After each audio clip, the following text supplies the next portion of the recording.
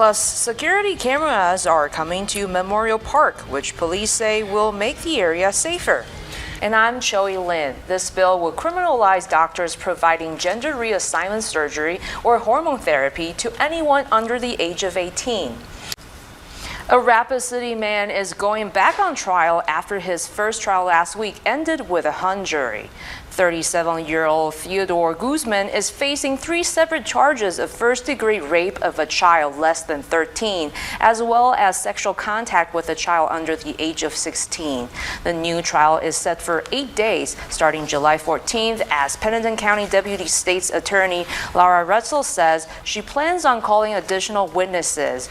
Guzman is also accused of being a habitual offender from previous DUI and drug convictions. Each of the first-degree rape charges carries a minimum of 15 years and a maximum of life in prison if he is convicted. A stabbing this evening sent one man to the hospital with a minor injury and a woman arrested for simple assault. Just after 5:30 tonight, officers were called to Greenway Street in North Rapid City. Sergeant Darren Susi said a 48-year-old man went to the hospital with a minor stab wound to the left abdomen and expected him to be released tonight. Susi added that people inside the apartment were heavily intoxicated when an altercation broke out and a 23-year-old woman grabbed a knife and stabbed the victim. It's not known if charges will be filed against the woman. However, the same woman was arrested for simple assault for confrontation when the landlord tried to break out the fight. Bad news for night owls. Both Rapid City Walmarts are getting new hours. The two 24/7 Walmarts are off of the Lacrosse Street and Stummers Road will no longer be open all hours of the day. The South Side location will now be closed from 1 a.m. to 6 a.m. We reached out to Walmart and they said, "We're continually looking at how we can best serve our customers. Based on a recent review of shopping patterns at our Rapid City stores, we adjusted the hours and relocated the resources to better serve our customers during the peak shopping hours. The new store hours will take effect on February 1st. The Rapid City Police Department recently installed security cameras in Memorial Park. Our Anderly Penwell has more on the police's rationale and how the cameras are used. Some clouds, a little rain, a little snow by early afternoon. Yeah, and it was a little windy and then, a little bit colder. So what's the weather like tomorrow? Let's check in with meteorologist David Stradling. Well, thank you, David. Still ahead tonight on Black Hills Fox News at 9. During one point of time in history, making moonshine, basically homemade liquor, was a fairly common thing to do. And that leads us to tonight's edition of Along the Way, where we visit Black Hills Contraband Distillery and the man who runs the place. That's still ahead, only on Black Hills Fox.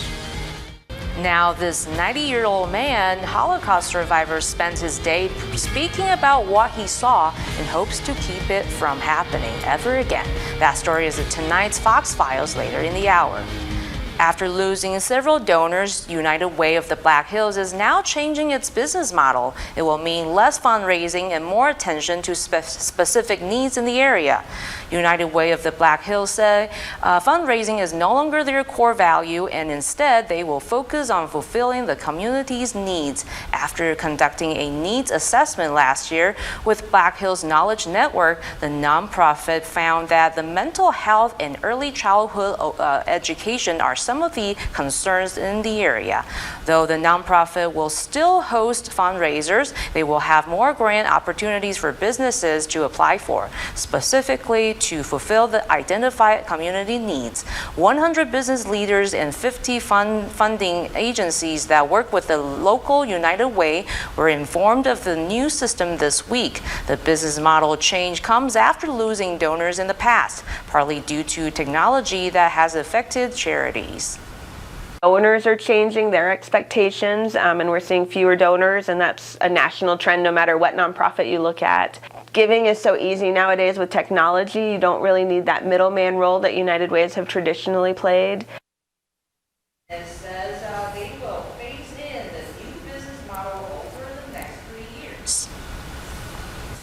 Well, homemade beer is really popular now. Is homemade moonshine going the same way? Well, yeah, a lot of folks do like to experiment with beer making at home, but actually distilling liquor at home is still a crime. Oh, well, so did he show you how the distilling works? You know, it's funny because he does the distilling downstairs there at Black Hills Contraband, and actually because he wants to keep that family recipe and the process a secret, we weren't allowed to go down there. So that part remains a mystery. Cool. Coming up, a new construction project has some concern about pedestrians. Plus, we're just over 1 week away from the 62nd annual Black Hills Stock Show. We'll take a look at some of the new events you can expect after the break. David? Well, thank you, David. I'm looking forward to the very good weather coming up. Thanks. With new events focused on the youth and ranger rides, the 62nd annual Black Hills Stock Show has some big changes in store. Kicking off January 31st, the show will start with a ribbon cutting at the Rushmore Plaza Civic Center at 2 in the afternoon, followed by a new event called Protect the Heart.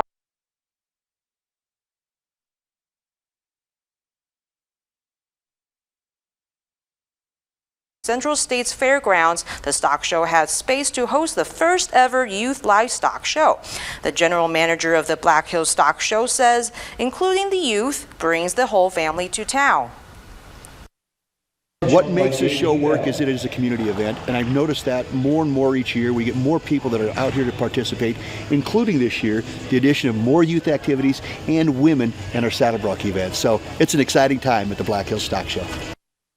Free says this year's rodeo will feature 2 women in the Wild Bronc Ride competition for the first time, which includes Western Bronc riders dressed in costume and a $5,000 prize. For the schedule of events and ticket information, you can visit blackhillsstockshow.com.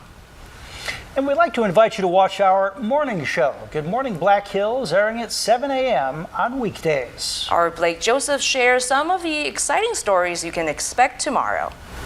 Coming up, we'll take a look at how one local developer aims to revitalize Rapid City's businesses in the community. Should sidewalks be required for new construction on Deadwood Avenue? That was a debate Tuesday night at Rapid City Council meeting. Mayor Steve Allender finally had to be the deciding vote. Alexis Davila brings us both sides of the debate. And we'll be right back with your travel weather after the break. New businesses are coming to the Black Hills. Our Connor Matson shows us how one developer is changing the city. Are college students willing to take a job that they're not passionate about? Plus, profits on Wall Street continue to rise, but savings on Main Street remain stagnant. Fox Business Network's Christina Patsanevelas has the details in tonight's Fox Means Business Report. Coming up after the break, a father-son duo are looking to lead the Custer Wildcats to a big hoop season. And the Stevens girls basketball team has a huge matchup against the #1 ranked team in the state this weekend. Those stories and more when we come back with Black Hills Fox Sports. Well, way to go Minnesota Wild. Final weather when we come back. A popular but frequently criticized rock band hits the road as they look back on that photograph. And the Prince of Darkness reveals a personal battle. David Daniel is going off the rails in tonight's Hollywood Minute. Oh, the different tastes in music, from Ozzy Osbourne to Nickelback and everywhere in between. Have a good night. We'll see you back here again tomorrow.